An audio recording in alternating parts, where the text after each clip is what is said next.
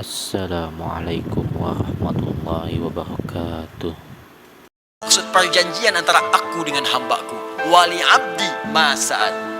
Dan jika hambaku benar solatnya sampai bacaan ini, apapun yang kau minta sekarang, aku akan kabulkan.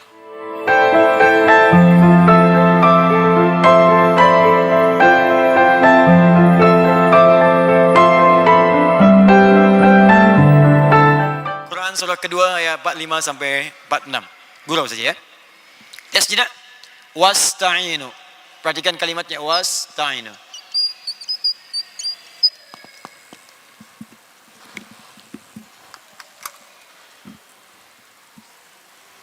Tak nampak. Wasta'inu. Dan jika kalian punya persoalan dalam kehidupan, maka mintakan solusi, minta tolong. Ini perintah Allah. Kalau kita hendak merubah kalimat perintah ini, fi'il amr, dalam bentuk permohonan, ya Allah, sekarang kami minta solusi, minta tolong. Wasta'inu, mintalah pertolongan, minta solusi. Lalu kita katakan, ya Allah, sekarang kami akan minta solusi. Maka kalimatnya akan berubah dari wasta'inu menjadi nasta'in. Nasta'in.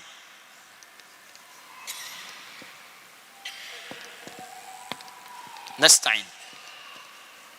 Kalau kita katakan, ya Allah, kami minta solusi ini hanya kepada Engkau saja, tak ada yang lain. Kami yakin denganmu, Engkau yang berjanji, sekarang kami minta.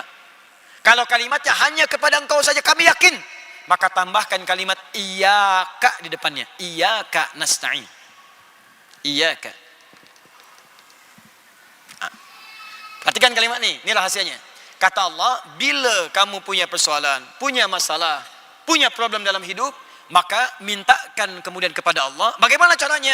Wassalah, dengan menunaikan solat. Saya nak tanya pada tuan dan puan, maaf ya, apakah dalam solat kita mengucapkan kalimat iyyaka nasta'in? Ya. Kapankah itu? Saat berdiri dalam solat, saat membaca Al-Fatihah. Saat membaca Al-Fatihah. Sekarang saya bacakan hadis qudsi riwayat sahabat Anas bin Malik radhiyallahu taala anhu. Bagaimana Allah akan mengabulkan doa orang solat ketika dia membaca kalimat ini. Hadis sahih diriwayatkan oleh sahabat-sahabat senior. Haddatsana qala Rasulullah sallallahu alaihi wasallam an rabbih qala Allah azza wa jalla. Allah Subhanahu wa taala berfirman dalam hadis qudsi. Perhatikan kalimatnya. Qasamtu shalah baini wa baina 'abdi. Aku bagi solat itu menjadi dua bagian. Bahagian aku dan bahagian hambaku. Wali abdi ma sa'al. Jika hambaku mengerjakan bagiannya dengan sempurna, maka aku akan berikan bagianku untuk mereka, yaitu aku berikan apapun yang dia minta dalam solatnya. Aku bagi solat menjadi dua bahagian, bahagianku dan bagian hambaku. Jika hambaku mengerjakan bagiannya dengan benar sempurna, maka aku akan kabulkan apapun yang dia minta dalam solatnya. Kapan itu dimulai? Yuk kita baca hadisnya. Idza qala al-'abdu alhamdulillahi rabbil alamin. Jika hamba itu bermula solat dia membaca alhamdulillahi rabbil alamin. Qala Allah azza wa jalla hamadani 'abdi. Maka Allah akan menjawab seruannya itu dengan kalimat hamadani 'abdi, hambaku sedang memujiku. Wa idza qala al-'abdu ar-rahmanir rahim. Jika hamba itu berkata ar-rahmanir rahim, qala Allah azza wa jalla, maka Allah menjawab athna 'alayya 'abdi, hambaku sedang menyanjungku. Wa idza qala al-'abdu maliki yaumiddin. Jika hamba berkata maliki yaumiddin, qala Allah azza wa jalla majjadani 'abdi, hambaku sedang mengagungkan aku.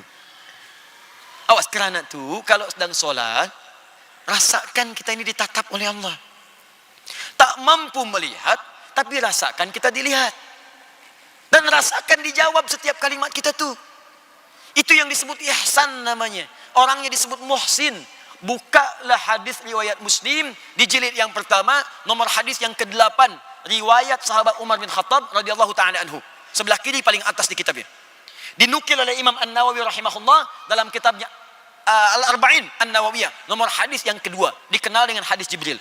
Ketika Nabi SAW disoal oleh malaikat tentang ihsan, ditanya mal ihsan, kata Nabi, an ta'budallaha ka'annaka tarah, fa illam takun tarahu fa innahu yarak.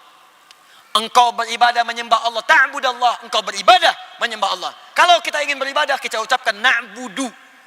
Na'budu, engkau beribadah kerana Allah. Seakan-akan engkau merasakan ditatap oleh Allah Subhanahu wa taala sekalipun kau tak mampu menatapnya. Rasakan. Nah, sekarang ini rahasianya. Wa idza qala al-'abdu iyyaka na'budu wa iyyaka nasta'in. Jika ada seorang hamba berkata dalam solatnya, iyyaka na'budu, ya Allah sekarang kepadamu saja hamba menyembah. Hamba sedang solat, sedang menghamba, sedang ibadah, kepadamu saja. Tak ada yang lain. Wa iyyaka nasta'in. Dan sekarang hamba ya Allah punya soalan dalam hidup. Punya masalah. Hadirkan dalam hati kita tuh. Rasakan. Tuhan punya masalah apa?